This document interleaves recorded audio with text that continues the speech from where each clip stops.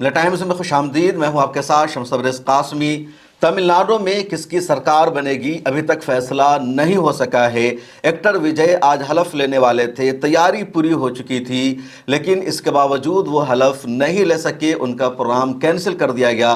खबर आ चुकी थी कि दिन को 11 बजे 9 मई को ही वो हलफ लेंगे, लेकिन उनको हलफ लेने से रोक दिया गया और अब मामला साफ नहीं हो सका है कि तमिलनाडु में किसकी सरकार बनेगी या फिर गवर्नर रूल नाफिज कर दिया जाएगा। और अंदेशा इस वजह से है क्योंकि तमिलनाडु की सरकार की जो मुद्दत है वो 10 मई तक है और 10 मई से पहले पहले नई सरकार का तश्कील पा जाना तमिलनाडु में बेहद ज़रूरी है। लेकिन अभी तक नई सरकार बनने का रास्ता साफ नहीं हो सका है।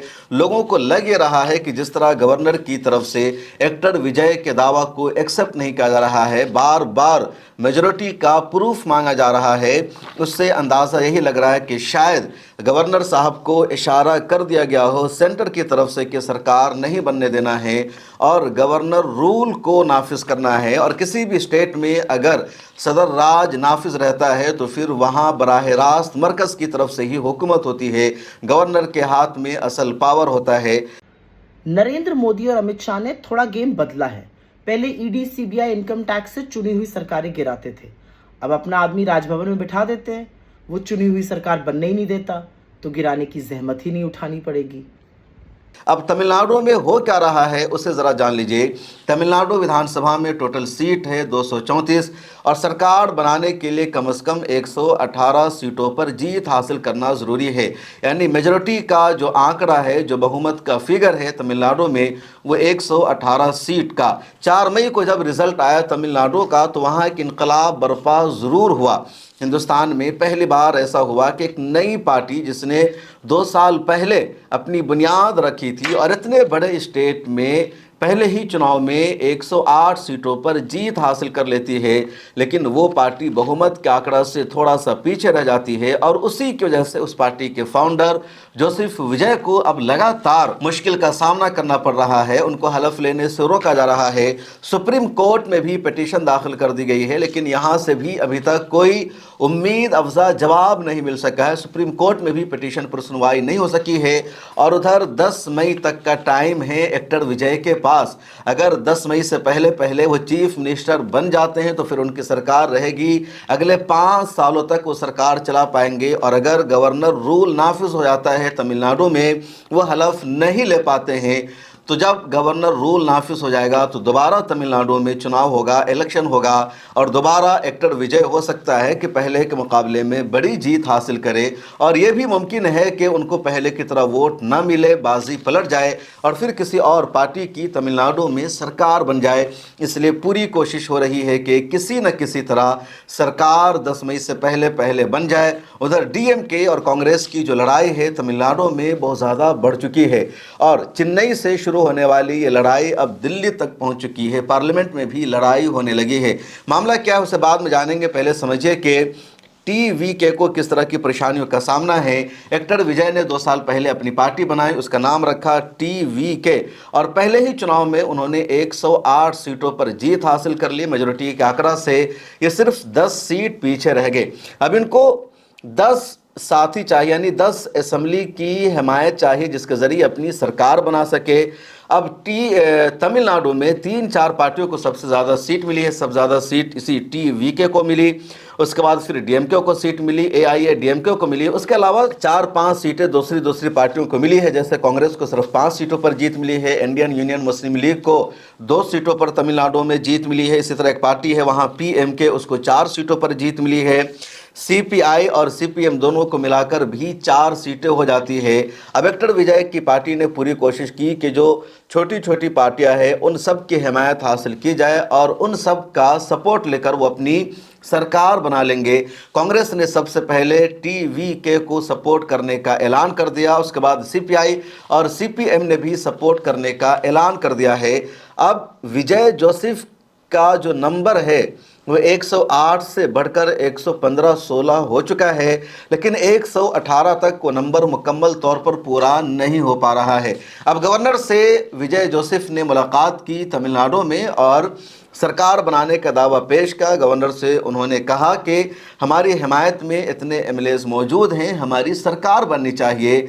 गवर्नर ने पहले हरी झंडी भी दे दी, लेकिन दोबारा फिर गवर्नर की तरफ से कैंसिल कर दिया गया और कहा गया कि आपने अभी तक 118 एमएलएज का लेटर हमें पेश नहीं किया है जो आपको हिमायत कर रहे हों, आपको सपोर्ट कर रहे हों, और जब तक 118 एमएलएज की हिमायत का लेटर आप हमें नहीं देंगे, आपकी ओथ सेरेमनी नहीं होगी, आपको तमिलनाडु का अगला चीफ मिनिस्टर हम बनने नहीं दे सकते हैं।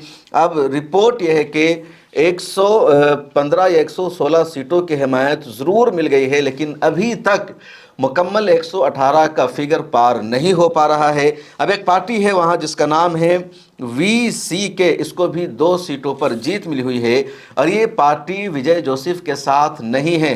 लेकिन अब मजबूरी में लगातार जब विजय जोसेफ की पार्टी ने बातचीत की है तो VCK ने भी हिमायत का ऐलान कर दिया है, हामी भर दी है, लेकिन अभी तक ऑफिशियली ऐलान नहीं हुआ है। तो जब तक VC की तरफ से ऑफिशियली ऐलान नहीं हो पाता है उस वक्त तक विजय जोसेफ की सरकार बनना तय नहीं है और हो सकता है सिर्फ 2 सीट की वजह से विजय जोसेफ की सरकार ना बन पाए, तमिलनाडु में गवर्नर रूल नाफिज हो जाए। इंडियन यूनियन मुस्लिम लीग के पास भी यहाँ पर किंग मेकर बनने का पूरा मौका है, लेकिन इंडियन यूनियन मुस्लिम लीग DMK के साथ है और वो उससे अलग नहीं हो रही है। कांग्रेस ने तो बेवफाई कर दी है, लेकिन मुस्लिम लीग यहाँ पर बेवफाई नहीं कर रही है। कांग्रेस, DMK, इंडियन यूनियन मुस्लिम लीग, इन सब का आपस में अलायंस था। खासतौर पर DMK और कांग्रेस का जो अलायंस है काफ़ी पुराना अलायंस है और कांग्रेस DMK के साथ सरकार में मौजूद थी, अलायंस का हिस्सा थी। कांग्रेस के मिनिस्टर भी DMK की सरकार में मौजूद थे, उनके स्टालिन के साथ थे। लेकिन इस चुनाव में जब TVK को मेजॉरिटी सीटों पर जीत मिल गई और DMK की हार हो गई, कांग्रेस अलायंस की हार हो गई, तो कांग्रेस ने DMK के साथ अपना अलायंस तोड़ लिया और TVK को सपोर्ट करने का ऐलान कर दिया, जिससे DMK को शदीद गुस्सा आ गया। DMK के नेताओं ने कहा कांग्रेस बेवफा पार्टी है, हम चुनाव हार गए और हमारी दुश्मन पार्टी, हमारी मुखालिफ पार्टी अगर सरकार बना रही है तो कांग्रेस को उसे क्या ज़रूरत थी सपोर्ट करने की, उसको समर्थन देने की। अगर कांग्रेस समर्थन ना करती तो TVK इस पोजीशन में ना पाती कि उसकी सरकार बन पाती। फिर एक उम्मीद थी कि शायद सदर रूल तमिलनाडु में नाफिज हो जाए और दोबारा हम इख्तिदार में आ जाए। इसलिए कांग्रेस ने ही हमारे साथ धोखा किया है, हमारे साथ अलायंस में रह करके वो TVK को सपोर्ट करने लगी है, इसको हम बर्दाश्त नहीं करेंगे। चुनांचे तमिलनाडु में DMK ने कांग्रेस के साथ अपना अलायंस तोड़ लिया। तमिलनाडु में DMK के जो नेता है खुलकर उन्होंने कांग्रेस के खिलाफ, राहुल गांधी के खिलाफ बोलना शुरू कर दिया और उसके बाद अब खबर यह है कि दिल्ली में यानी पार्लियामेंट में भी बाज़ाब्ता स्पीकर को और राज्यसभा के चेयरमैन को लेटर लिख दिया है DMK ने और कहा कि पार्लियामेंट के दोनों ऐवान यानी लोकसभा और राज्यसभा में हमारे MPs कांग्रेस के साथ बैठते हैं, लेकिन अब हमारा कांग्रेस के साथ अलायंस ख़त्म हो चुका है, इसलिए हमारी सीट अलग की जाए, कांग्रेस के नेताओं के साथ हम नहीं बैठेंगे। और DMK की जो पार्लियामेंट में सीट है लोकसभा राज्यसभा में मिलाकर तकरीबन 30-32 हो जाती है, तो अब 30-32 साथियों का पार्लियामेंट में कांग्रेस को नुकसान होने वाला है। और कांग्रेस ने क्यों किया, किसी को बात समझ में नहीं आ रही है। टीवी डिबेट में देखा जा रहा है कि समाजवादी पार्टी के जो पैनलिस्ट होते हैं, स्पोक पर्सन होते हैं, उनसे भी बीजेपी के स्पोक पर्सन या बीजेपी के जो गोदी मीडिया के एंकर हैं ये सवाल ज़रूर पूछते हैं कि कांग्रेस ने DMK को धोखा दे दिया इक़्तिदार की मलाई खाने के लिए, ऐसा ना हो कि यूपी में आपको भी कांग्रेस धोखा दे दे। हालांकि समाजवादी के नेता ये कह रहे हैं कि कांग्रेस ने तमिलनाडु में जो कुछ किया सही किया, क्योंकि 108 सीटों पर अकेले विजय जोसेफ की पार्टी को जीत मिली है।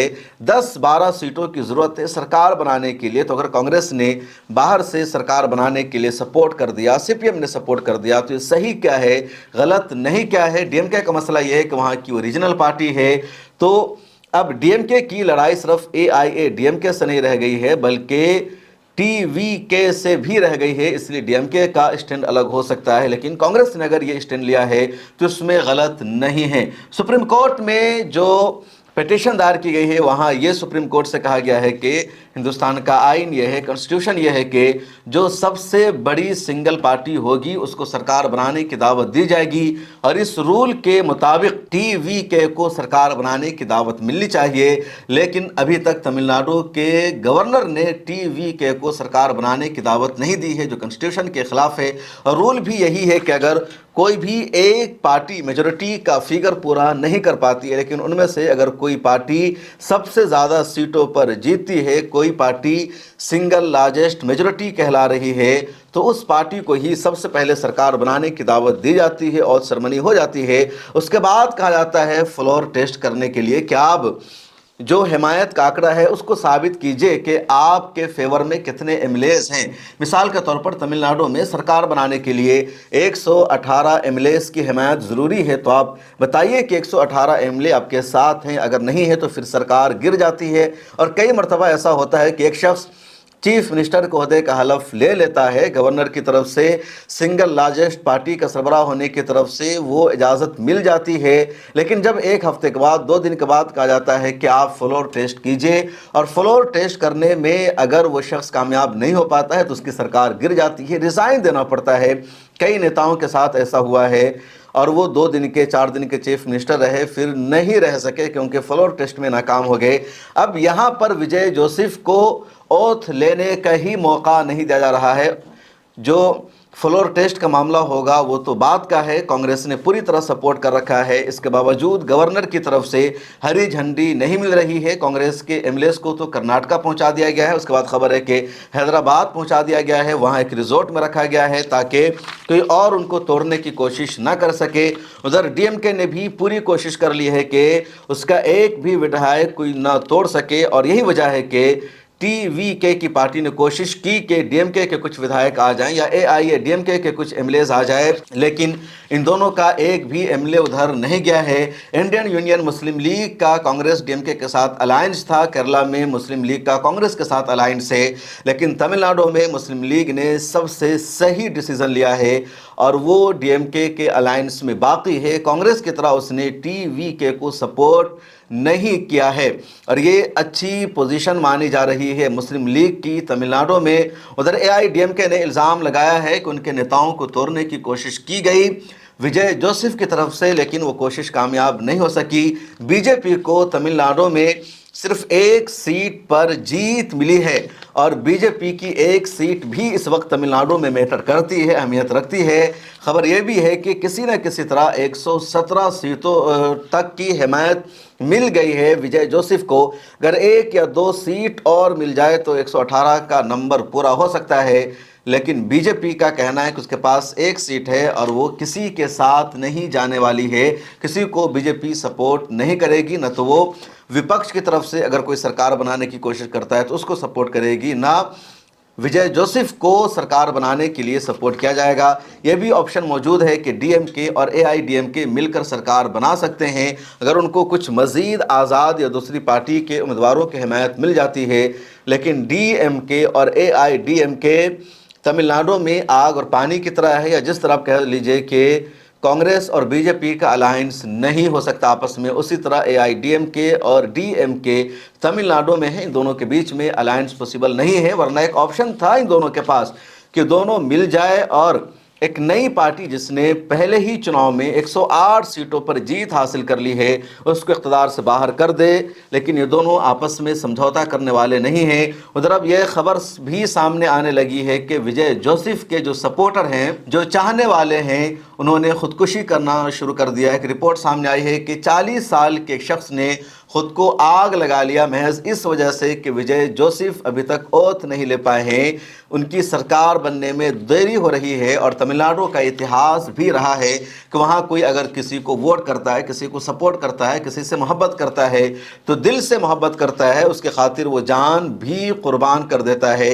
इसी विजय जोसेफ की रैली में पिछले दिनों बहुत बड़ी भागदौड़ मच गई थी, बेशुमार लोगों की जान चली गई। जब जयललिता की मौत हुई तो दसियों लोगों ने वहाँ सुसाइड कर लिया था।